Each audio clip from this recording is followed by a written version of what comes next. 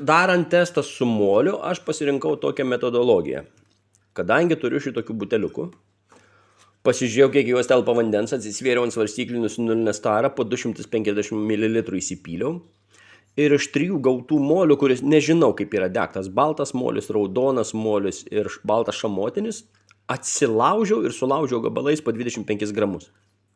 Čia yra likutis. Ir dedant į vandenį labai putojo baltas šamotinis ir raudonas degtas.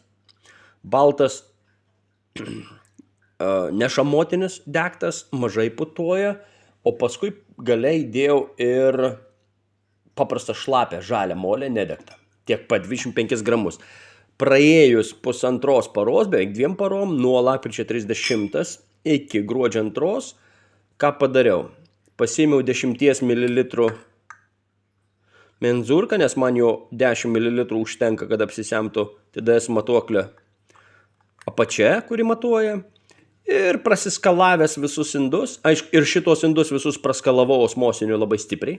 Mano osmosinis dabar, kurį naudoju, yra 10 ppm. Šiek tiek visą laiką plaukio, dabar yra 10 ppm. Tai aš prasiskalavau indus, atsipyliau, praskalauju šitą, įpilu vieno testo, pamatuoju, palieku pakabėti minutę, susilygina matavimas ir aš jį užsirašau. Tada išpilu, praskalauju kelis kartus su osmosiniu vandeniu, pamatuoju osmosiniu, vėl yra 10, kad murzinas vanduo, kitas jeigu sumaišyti arba krano vandenį, keli lašai krano vandens ant 10 ml osmosinio gali įtakoti skaičius. Dėl to praskalauju su osmosiniu ir vėl kitą mėginį pilu. Ir taip gavau, kad baltas degtas molis nuo 10 pakilo iki 16. Plus 6 ppm. Per pusantros paros. Degtas šamotinis baltas pakilo iki 32 ppm.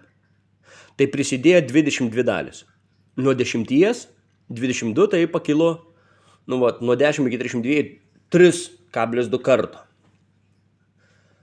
Raudonas degtas pakilo iki 66 ppm. Tai reiškia prisidėjo 56 dalis. Kai šito prisidėjo tik 6 balto degto, šito 56.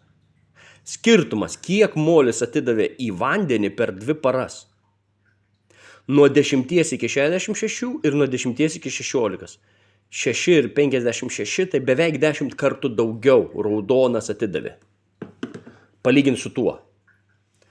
O žalias molis, kur aš nustebau, atidavė 48, pakilo iki 48, tai yra 38 dalis pakėlė.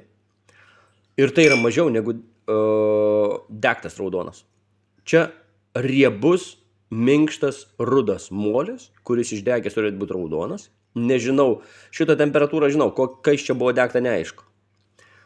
Ir žalias molis davė mažiau ppm negu šitie. Čia įdomu. Prieš matuodams aš visus indus susukau, kad nebūtų nesustovėjusio vandens. Jie stovėjo ant palangės, užsukti, kad nenugaruotų, bet neužviršti. Tiesiog uždaryti lengvai, kad negaruotų be reikalo. Susukau, daviau minutę pastovėti, kad nusėstų nuosėdas, bet susimaišytų vanduo, kad nebūtų taip. Riebesnis dugne, liesesnis viršui. Tai manau, kad tai yra pakankamai logiška ir skirtumas tarp šitų molių yra kosminis. Plus 6 ir plus 56.